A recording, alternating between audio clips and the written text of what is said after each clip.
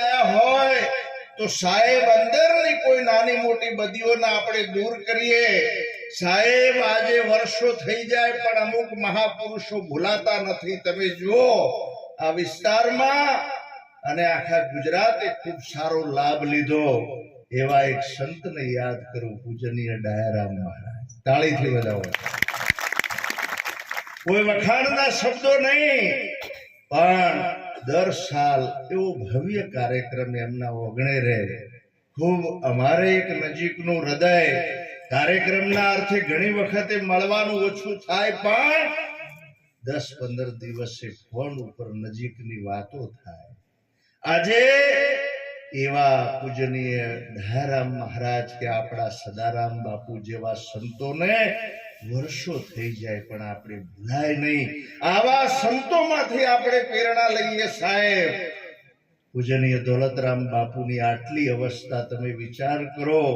આજે આટલી અવસ્થાએ પણ આવી ઠંડીમાં પણ બાપુ પ્રવાસ કરે છે. તાળીથી વધાવો સાહેબ. અને એવું એક ભગીરથ કાર્ય હમણાં શરૂ કર્યું છે. રણુજાની અંદર એવી ભવ્ય ધર્મશાળા બંધાઈ રહ્યા છે. આજે આપણા સૌના ઉપયોગ માટે ઘણી વખતે તો આમ ઉતારાની જગ્યા ના મળે, કોઈને થેલો ખોવાઈ ગયો હોય તો મુશ્કેલીમાં આવી જાય, એવું આપણા વિસ્તારનું એક સ્થાન જમીન લેવરાઈ ગઈ છે.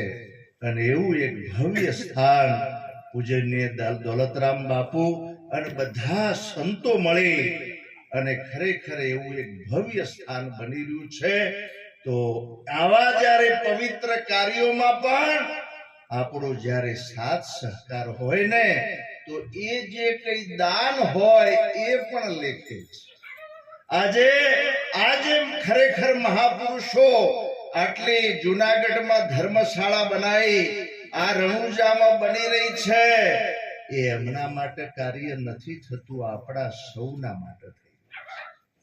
જો કદાચ સાધન ના હોય તો આપણે એમાં ઘણી બધી મુશ્કેલીઓ થતી હોય છે.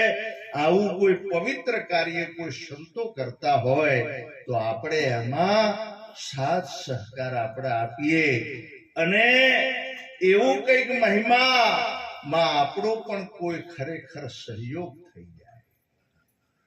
આજ મારે સોનાનો સૂરજ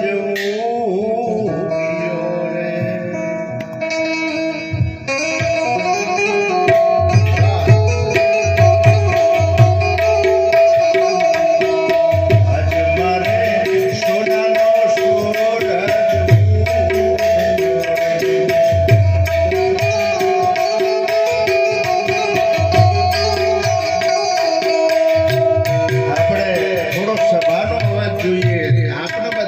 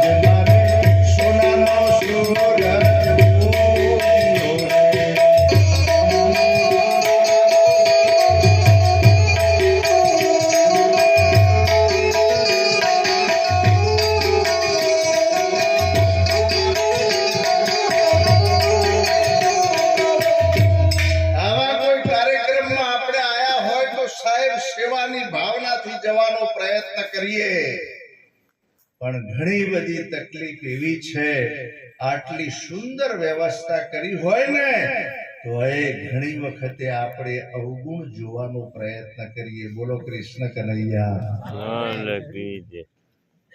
2 લાખ ઉપરની કદાચ ભેંસ હોય ને તો અમુક પક્ષીઓ અમુક ચોદા ઉપર જ બેસે. જય ગુરુ મહારાજ. મારી આપ સૌને વિનંતી છે કે કદાચ કોઈ પણની વાત હોય એની આગળ કરવાનો પ્રયત્ન કરીએ, પાછળ કોઈ દિવસ ટીકા નિંદા કરવાનો પ્રયત્ન ના કરીએ. નિંદા સમાન પાપ નથી. નિંદા કરવા વાળા કરતા અભળનારને વિશેષ પાપ છે. એવું એક સુંદર પ્રમાણ રાજા પોતે શિકાર કરવા માટે નીકળ્યો છે. થોડો ટાઈમ ખાલી ધ્યાન આપજો. આપણે મહારાજ શ્રીનો વિશેષ લાભ લેવાનો છે, એટલા માટે થોડું લક્ષ્ય રાખજો. રાજા જયારે શિકાર કરવા માટે નીકળ્યો, બહુ આગળ જંગલમાં ગયા પછી બહુ અતિશય આગળ જતા રહ્યા. એકલા હતા ને સાહેબ બેભાન અવસ્થામાં ઘોડા ઉપરથી નીચે પડી. તો એક કઠિયારો આવે છે. કઠિયારાએ જોયું કઈક મોટો માણસ લાગે છે. એને ઝૂંપડામાં લઈ ગયા રાજાને અને પાણી આપ્યું, ખોરાક આપ્યો. રાજાને શ્વાસની ક્રિયા શરૂ થઈ. રાજા બરાબર ભવનમાં આવી ગયા પછી રાજાને થયું કે જો કદાચ આ કઠિયારો ના મળ્યો હોત તો મારું દેહાંત થઈ ગયું. કઠિયારો મારો પ્રાણદાતા છે.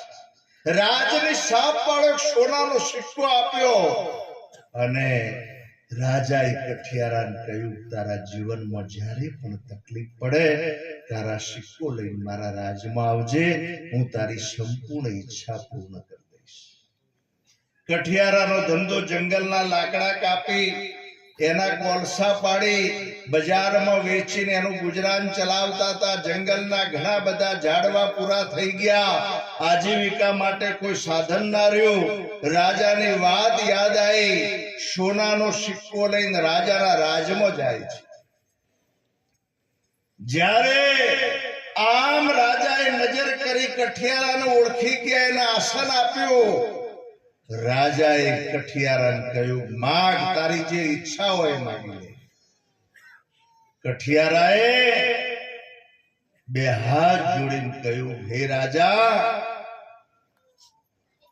આજીવિકા માટે કોઈ સાધન નથી. મારું ગુજરાન ચાલે એવું તમે કઈક સાધન આપો. અને 2 હાથ જોડીને એમને વિનંતી કરી. ત્યારે રાજાએ એમની પાસે 100 વીઘાના ચંદનના ઝાડનું એક વન હતું. 100 વીઘાનું એટલા મોંઘા ચંદન કે 10-10 ઘઉં જેની સુવાસ આવે. રાજા એક પણ ડાળી જેને કાપવા નહોતી દીધી. આટલું મોંઘું વન દસ્તાવેજ કરી કઠિયારાને સુપરત કર્યું. જા, તારા જીવનમાં કોઈ પણ પ્રકારની તકલીફ નહીં રહે. કઠિયારો ચંદનના વનમાં ગયો. ચંદનના ઝાડ પાસે ગયો. ચંદનના ઝાડની પારખ ના રહી. કોલસા પાડવાની શરૂઆત કરી. બોલો કૃષ્ણ કનૈયા. ઘણા બધા ઝાડવા પૂરા થઈ ગયા. ફક્ત 3 ઝાડ બાકી રહ્યા. કઠિયારો ફેર રાજાની પાસે આવ્યો. રાજાએ ઓમ જોયું કે હજુ આનો ફાટેલો લુગડો છે, હજુ કોઈ ફરક જ થયો નથી. ઘણાના સમૃદ્ધ ગુરુ મળ્યા પછી પણ દશાઈ ન હોય. જય ગુરુ મહારાજ. જ્યારે આમ તમે રાજાએ પૂછ્યું તે શું કર્યું કે મેં તો કોલસા પાડ્યા છે. રાજાની ઓખમાં આંસુ આવી ગયા, પણ એનો પ્રાણદાતા હતો એટલે કોઈ કરી ના શક્યા. રાજાએ કઠિયારાને કહ્યું, કોઈ બચ્યું છે કે 3 ઝાડ બચ્યા છે, જા એક ડાળું લઈ લે. ડાળું લઈને આવ્યા પછી રાજાએ પ્રધાનને કહ્યું કે આ કઠિયારાને બજારમાં લઈ જાઓ અને બજાર વચ્ચે એની હરાજી આ ડાળાની કરો. કઠિયારાને પારખ થાય કે આ ડાળાની શું કિંમત છે. જ્યારે બજાર વચ્ચે ડાળું મૂક્યું, 10-15 વેપારીઓ આયા કે આ ડાળું મારે લેવું છે, મારે લેવું છે. અને જ્યારે એની હરાજી કરી 10,000, 15,000, 20,000, 25,000 માં ડાળું ગયું, કઠિયારાને તો ચક્કર આવી ગયા.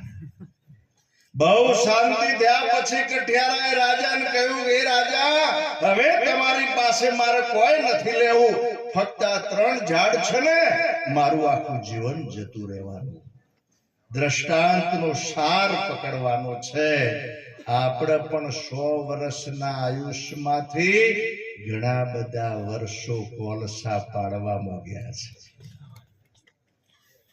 હવે થોડું ઘણું જે જીવન બાકી છે એ ફક્ત સદગુરુના ભજન, ધંધા રોજગાર સાથે જેટલો સમય વધે એટલો આપણે સદગુરુના ભજનમાં અને ઉપદેશમાં. ગુરુ મહારાજે એક ટકોર કરી છે કે તન સંતોની સેવામાં, મન સદાય ભજનમાં અને ધન સારા માર્ગે વાપરવું.